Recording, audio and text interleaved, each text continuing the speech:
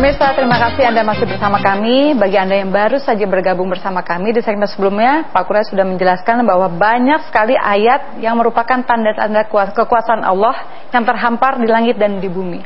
Namun mereka tetap menutup mata hati mereka. Sesungguhnya negeri akhirat itu lebih baik bagi orang-orang yang bertakwa. Kita lanjutkan kembali, Pak, silakan. Baik, kita lanjutkan. Saya ingin sambung ini tadi. Kembali sedikit. Ayat itu apa sih artinya ayat? Ayat itu tanda, alamat. Alamat itu menunjuk sesuatu. Di mana rumah si A? Tandanya rumah si A pagar kuning. Pagar kuning menunjuk rumah si A. Ya kan begitu ya. Kita di lalu lintas ada tanda Bandung. Oh, itu arah ke Bandung. Semua yang ada di alam raya ini, Al-Quran ini ayat, tanda. Apa yang dia tandai? Bahwa ada Tuhan yang Maha Esa. Sayangnya manusia dan hebatnya Allah, bahwa tanda-tanda itu indah sekali. Ada orang yang terpaku pada tanda. Saya mau beri contoh. Saya mau ke Bandung, di tengah jalan ada tanda. Patung polisi lalu lintas terbuat dari emas. Tangannya menunjuk arah Bandung berlian. Ibu lanjut ke Bandung atau asyik di situ? Ya kan? Karena indah kan? Dunia begitu.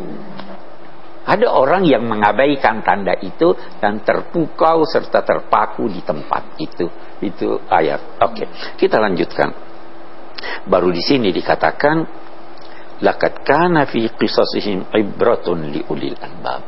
Sungguh pada kisah-kisah mereka, antara lain kisah Nabi itu, kisah Nabi Yusuf itu, ada pelajaran untuk orang-orang yang memiliki pikiran dan hati yang bersih. Ulul albab itu, ibu tahu jeruk. Saya berikan jeruk. Jeruk ada kulitnya, ada isinya, ada bijinya. Yang paling berpengaruh untuk kelanggengan jeruk itu adalah bijinya. Ya toh? Ulul albab itu begitu. Orang yang memiliki saripati sesuatu. Hatinya bersih, tidak lagi ditutupi oleh kerancuan kulit itu. Pikirannya bersih, tidak. Itu orang yang bisa mengambil manfaat. Itu. Laqad kana fi qisasihim ibratun liulil albab, maka na haditsan yuftara. Dia itu kisah-kisah Al-Quran itu bukan kisah-kisah bohong dengan mengada-ngada bahwa itu datang dari Allah, tetapi dia adalah pembenaran terhadap kitab-kitab sebelumnya, kitab-kitab suci Taurat dan Injil, serta rincian dari segala sesuatu. Dia adalah petunjuk dan rahmat untuk orang-orang yang beriman. Saya kira itu. Baik, sebelum ini saya masih ada pertanyaan yang mengganjal hati saya, Pak. Padahal ini ayatnya sudah ganti surat Muhammad ya. Tapi sebelumnya Bapak menjelaskan bahwa di surat Yusuf, ayat Yusuf kemarin bahwa matahari, bulan dan 11 bintang itu sujud pada Yusuf. Tapi perasaan kayaknya sujud itu hanya pantas dilakukan kepada Allah Subhanahu wa Ta'ala, Pak. Bagaimana ini, Pak? Bagus. Yang pertama ada yang jawab singkat begini. Pada masa Nabi Yusuf masih dibolehkan orang sujud kepada seseorang, tetapi dalam rangka penghormatan. Sujud kita kepada Allah dalam rangka ibadah. Sujud penghormatan katanya pada masa itu masih dibolehkan. Ada pendapat lain berkata begini, Yusuf dijadikan sebagai arah sujud kepada Allah. Kita sujud kepada Allah mengarah kemana toh? Ke Ka'bah. Jadi kita bisa dikatakan kita sujud ke Ka'bah. Jadi mereka itu sujud penghormatan juga kepada Allah, dan dijadikannya arah sujud itu adalah Ka'bah. Kalau kita di Indonesia arah sujud kita ke barat ya, bukan ke timur, bukan ke selatan. Arahnya Nah, maka orang tua ini tadi, ayah, ibunya dan sebagainya itu sujud dengan mengarah ke Yusuf.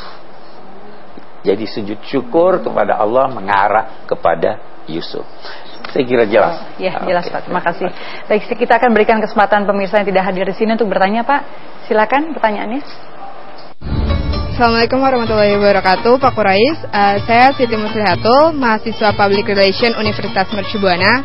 Saya mau bertanya nih Pak, masalah agama. Saya kan sebagai mahasiswa selama ini sering banget dapat pendidikan agama. Dan saya mau tahu gimana sih caranya biar kita nggak terpengaruh sama aliran-aliran sesat yang saat ini tuh berkembang. Soalnya kan aliran-aliran sesat saat ini udah banyak banget modusnya untuk merekrut para pengikutnya, khususnya mahasiswi. Itu aja sih Pak pertanyaan saya. Mohon penjelasannya. Wassalamualaikum warahmatullahi wabarakatuh. Yang pertama, kalau kita baca ayat kita, orang yang mengajak kepada kebaikan itu harus mengerti apa yang dia ajak. Jadi kalau ingin terhindar dari kesesatan, kesalahan, berhati-hatilah untuk menerima suatu penjelasan dari orang yang tidak mengerti. Carilah orang yang mengerti. Orang yang mengerti juga ini bisa bermacam-macam. Bisa bermacam-macam, semuanya mengerti, dan bisa, dari satu sisi, bisa saja dia memberikan penjelasan yang berbeda dengan penjelasan orang yang mengerti yang lain. Itu katanya Quran seperti berlian. Kalau Anda melihat dari depan, dia memancarkan cahaya. Anda melihat dari samping, cahayanya beda lagi. Dari sini, Quran begitu. Jadi bisa jadi orang yang mengerti A, bisa jadi orang mengerti yang lain, dia katakan B. Selama itu semua dari pancaran cahaya ini, silakan terima atau pilih salah satunya. Tetapi kalau orang tidak mengerti atau wawasannya sempit, dia cuma anggap cuma ini cahayanya. Sama halnya gajah, dia hanya orang buta, hanya pegang belalainya. Oh, gajah itu belalai. Ada yang satu, gajah itu ini. Karena matanya sempit, tidak melihat. Nah, Al-Quran itu bisa memberikan pengertian bermacam-macam, dan itu dimengerti oleh orang yang melek, ala basirah. Satu. Nah, jadi hati-hati jangan itu. Itu sebabnya seringkali atau lebih banyak kesesatan, sikap ekstrim, sikap berkata hanya saya yang benar, yang lain salah, itu datang dari orang-orang yang wawasannya sempit. Itu juga sebabnya dalam beberapa penelitian yang sempit wawasannya, wawasan agamanya itu biasanya orang yang memiliki semangat yang meluap-luap, tetapi seperti kata dalam tempurung, yang lain dianggap salah, hanya dia yang benar. Bahkan bisa jadi apa yang dianggapnya benar itu justru salah. Nah, jadi harus berhati-hati memilih bacaan, memilih teman, memilih guru. Ada guru spiritual padahal dia tidak memiliki spirit. Itu sama sekali tidak dapat. Itu alangkah baiknya kita mempelajari, bahkan memahami Al-Quran supaya tidak salah langkah ya Pak ya. Salah langkah. Baiklah, pemirsa tetaplah bersama kami akan segera kembali lagi setelah yang satu ini.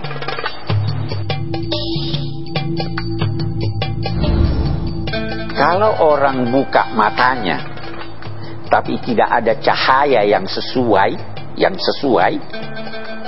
dia tidak bisa melihat. Walaupun cahaya itu terang benderang.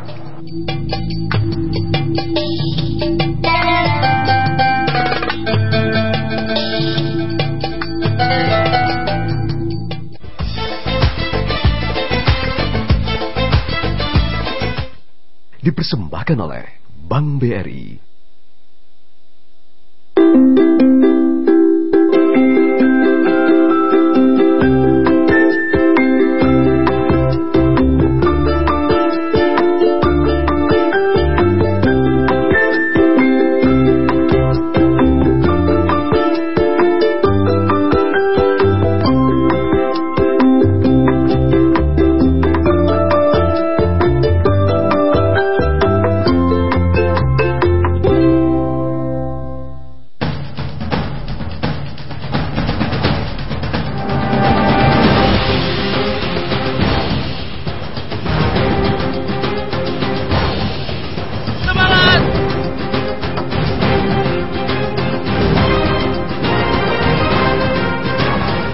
Mari berkolaborasi membangun industri hulu migas untuk kesejahteraan bangsa Indonesia.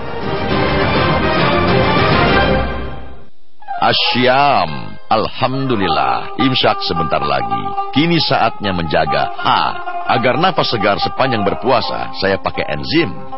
The Miracle of Enzyme Toothpaste. Saya sudah buktikan. Kini giliran Anda. Bermula dari menanam, menghasilkan kertas Al-Quran nan bermanfaat, peneduh hati, pencerah budi. Melalui wakaf Al-Quran, memberi manfaat bagi negeri. APP mengucapkan selamat menunaikan ibadah puasa. Kompetisi Film Dokumenter Eagle Award adalah sebuah kompetisi yang unik di mana para peserta diberi kesempatan untuk mengajukan gagasan, kemudian dibimbing oleh para pembuat film yang berpengalaman untuk mengembangkan konsep tersebut menjadi sebuah film pada akhirnya. Mereka yang telah memiliki visi, pemikiran, kegelisahan tentang Indonesia bisa berekspresi di dalam medium punya kekuatan tersendiri, yaitu film dokumenter.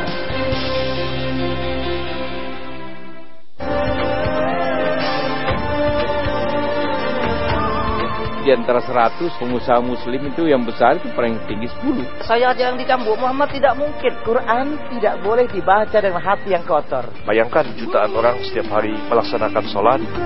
Tentramkan hati dengan tausiah inspiratif dan bermakna dalam Oase Ramadan jam 4 sore setiap hari selama Ramadan. Muja hanya padamu.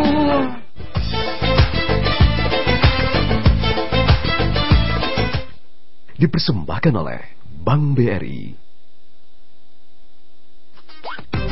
Pemirsa, terima kasih Anda masih bersama kami di program Tafsir Al-Misbah bersama Bapak Quraish Shihab. Kita sampai pada segmen tanya jawab. Silakan bagi ibu yang ingin bertanya, saya beri kesempatan. Assalamualaikum warahmatullahi wabarakatuh. Nama saya Ibu Nia Kusniagara dari Majelis Taklim Rodatul Jannah Bintara Jaya Permai, Bekasi. Pak Quraish Shihab, yang saya ingin tanyakan, apa saja yang menghalangi kebanyakan manusia untuk beriman? Padahal tanda-tanda kebesaran Allah Subhanahu wa ta'ala banyak dan begitu nyata. Mohon penjelasannya. Terima kasih. Wassalamualaikum warahmatullahi wabarakatuh. Apa yang menghalangi orang beriman? Iya. Banyak ya Pak. Tadi saya ada singgung, dia tidak mau buka hatinya. Itu yang paling penting. Dia tidak mau gunakan akalnya. Itu sebabnya ada ayat dalam Al-Quran yang menggambarkan bahwa orang beriman itu adalah orang yang memiliki mata dan mau melihat cahaya. Anda punya mata, tapi tidak ada cahaya, tidak melihat. Ya kan? Sedang orang kafir itu adalah orang yang telinganya buta dan matanya buta.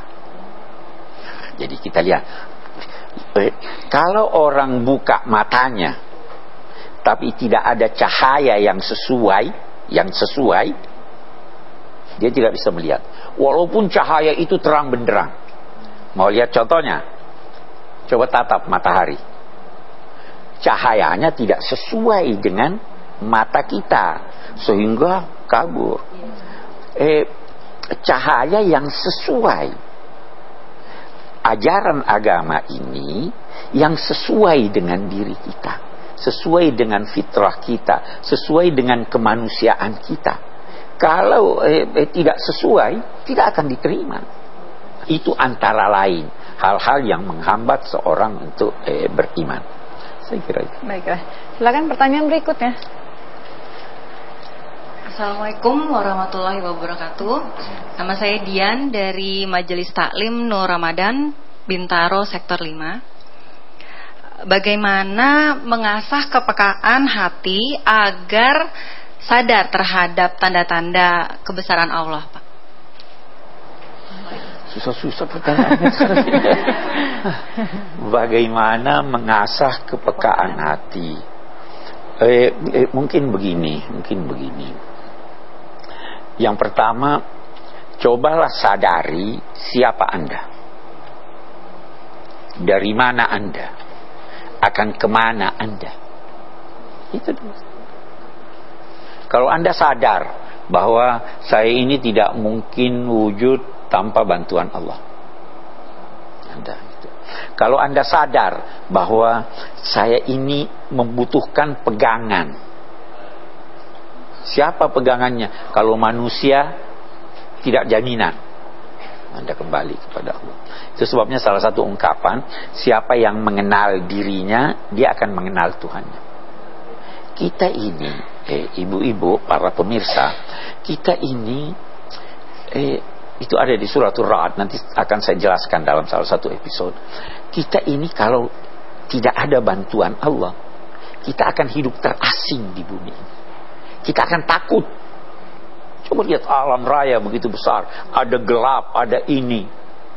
Untung ada bantuan Allah, dia berikan kita rasa aman. Jadi kita bersandar pada Allah. Nah, kesadaran ini yang menambah kepekaan itu tadi. Itu menambah kepekaan kalau kita ada kesadaran seperti itu. Nah, tadi bagaimana cara mengasah diri kita nih Pak, supaya kan tadi Nabi Muhammad aja menginginkan semua orang beriman, tapi harus bersabar karena tidak boleh memaksakan kehendak kita. Betul, kan Pak. Betul. Bagaimana supaya kita, taruhlah saudara kita, saudara saya supaya beriman, tapi saya sendiri sebenarnya manusia biasa yang kadang-kadang mempunyai kesabaran gitu. Ada batas-batas kadang-kadang, aduh saya udah gak sabar, pengen banget dia beriman, tapi bagaimana supaya melatih agar kita mempunyai kesabaran yang luar biasa. Kalau seperti itu, kembalikanlah kepada ini, bahwa yang memberi iman itu Allah, kalau yang bersangkutan mau. Saya tidak bisa paksa dia untuk mau. Jadi kalau kita, yang penting sabar dulu, berjuang dulu, ajak dia. Cara ini tidak bisa, cara itu tidak bisa, cari cara lain. Kalau sudah tidak ada cara lagi, kembalikan pada Allah. Ya Allah, saya sudah berusaha. Kita sabar ya Pak ya. Saya harus sabar kok gitu ya Pak ya. Baiklah pemirsa juga harus sabar, karena kami akan segera kembali lagi setelah yang satu ini.